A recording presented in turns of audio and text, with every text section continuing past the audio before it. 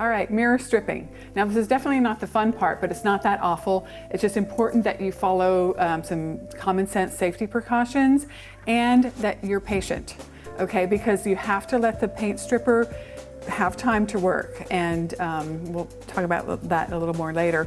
But first I want to talk to you about the samples that we're going to be working on. If you're just getting started with this, probably the easiest and least expensive thing for you to do is go to Home Depot or Lowe's and go to the mirror department, and they will sell mirror tiles. Basically they sell mirror tiles in packages of 6. They're 12 by 12, and they have the regular and the beveled ones. The regular ones are less expensive. The beveled ones look nicer, but when you're first starting and you're just practicing, just get the cheap mirror, because trust me, you will throw away quite a few. And the first time I tried using the AMPS solution and playing around with this, I burned through 2 boxes.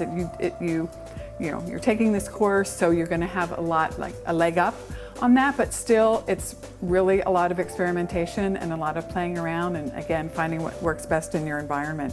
So so you can get these to play with. You can also, I highly recommend, once you start doing this and doing it for projects, you're going to be working with a local glass and mirror company. So find a good local source for yourself that will, you can compare prices because they do vary, but you can get mirror just as same as glass. You can get it cut to any size or shape. So here is a custom one. This one has actually already been patinated, and the pattern removed and the surrounding area patinated. We're going to be finishing this up a little bit later, but I just wanted to show you this because I had this custom cut to fit on a cabinet door panel. And what I did was I took them a paper pattern of the exact shape that I wanted, and I specified that I wanted this is 1/8 inch mirror, or I'm sorry, it's 1/4 inch mirror, because it has a beveled edge. So you can say how wide do you want the bevel. 1/4 inch mirror is what you need to use if you are having a beveled edge, because they have to have the depth in order to cut it. But they can get not too complex with the shapes, because all of these rounded edges, something like this, has to be cut by hand.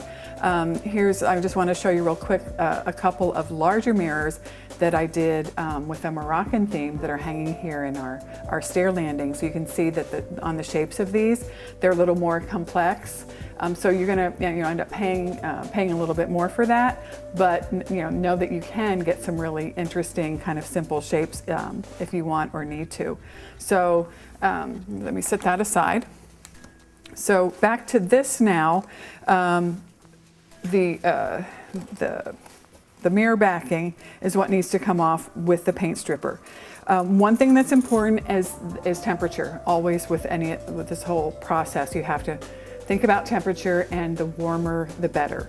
So obviously in different areas of the country, different times of the year, those things are going to vary, but you can control your environment by and the temperature of the glass by putting the glass outside in the sun to warm it up, putting it by a heater, using heat lamps. Another very popular thing is to use an electric blanket to warm up the glass, because glass is actually a very good conductor of both heat and cold, so it'll hold the cold and it'll hold the heat. So you want to, again, have it up to over 70 degrees to get the quickest and best effect with the paint stripper. So the paint stripper itself, it's best to move it into another container. I'm going to put my safety glasses on now, and because it's hard to get it fully mixed just by shaking it up. So what I do is I take these and I just transfer them to a larger container that I have a lid for, so that I can stir it up really well.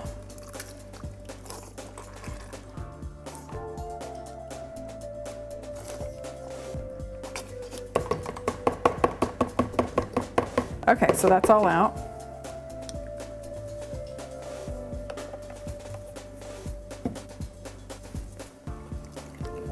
Okay, so now just want to make sure that that's stirred up really well. All right, so now I'm going to go grab some mirror that I have had warming up under the electric blanket, and the amount of time that it takes for them to warm up It really depends on how cold it was to begin with, but basically I just want to for sure take the chill off. So if you feel the mirror and it feels cold, it's going to take that much longer to strip. So getting the chill off is going to help a great deal. So I'm going to go get the mirror and we'll get started. All right, I'm going to be rolling on the paint stripper now. I've transferred some of the paint stripper into a paint tray. You can put on either with a roller or a chip brush. I like to use the roller and then use a chip brush to get around the edges, because that's where you tend to, like with the roller, get a little bit less. So you want to make sure that you get it on evenly the whole way over the surface.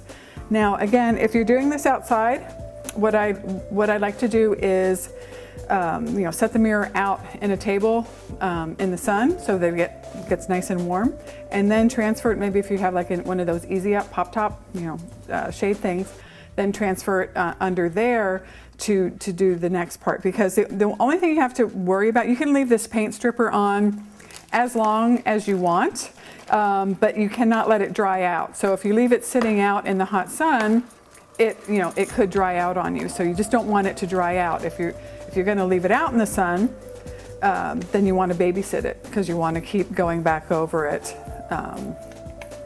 to keep it wet. Okay, so you're going to be very generous with this.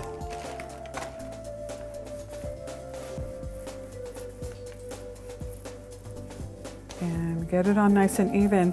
Now on the container, it says that the paint will start to lift in about 20 minutes. Again, that's really depends on the environment, and also there's different sources for the mirror. Some types of paint seem to come off very easily, and some seem to take a little bit longer. And what I found after stripping, literally hundreds of mirrors like this, is that the best thing to do is just be patient.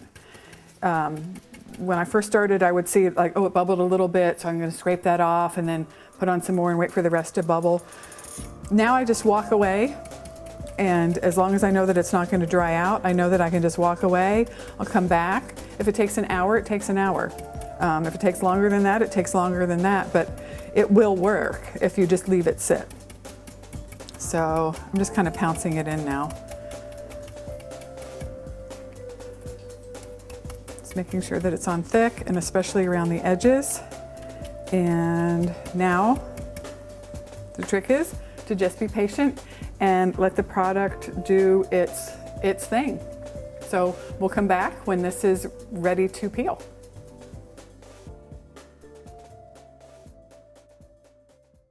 All right, I have patiently waited for my paint stripper to work, and you can see that my the paint backing on this mirror is very nicely wrinkled and fully removed, so it's going to be very easy to get off.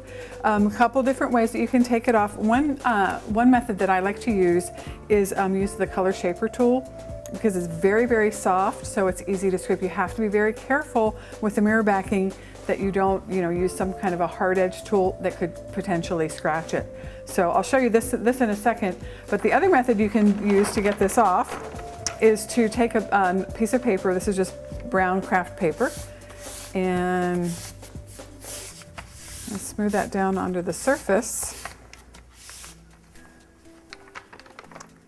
and then voila, completely pulls it away. There's one little piece there. So the other thing you want to do, if there's any gold color, generally there will be. There's a little bit of a kind of a gold ambery cast to this. I'm going to go back over just really lightly with the paint roller. Didn't need to have that much of this stuff on it, but you just roll back over it and let that sit for a couple minutes, and that will remove all of that yellowish color from the background.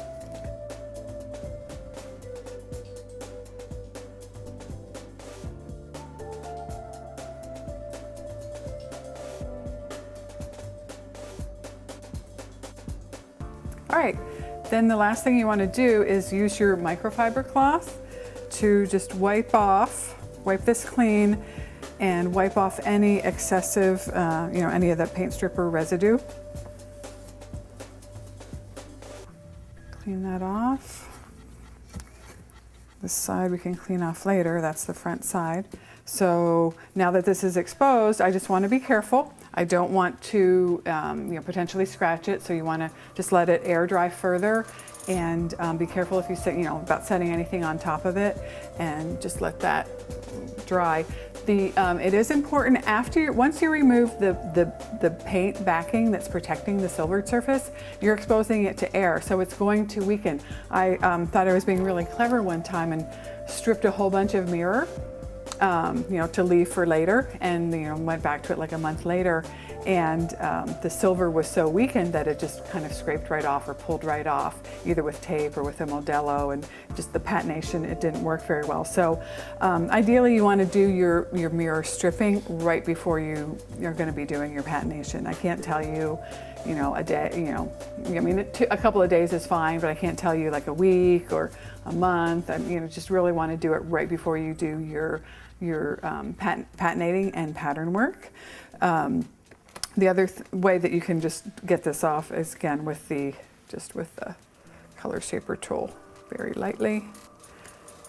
Notice how easily that comes off. And again, I was just patient and let the stripper do its work. Just add a little bit more to get rid of that golden glow. And then this will be ready to rinse and use. And now we're ready to go on and do some patination and pattern work.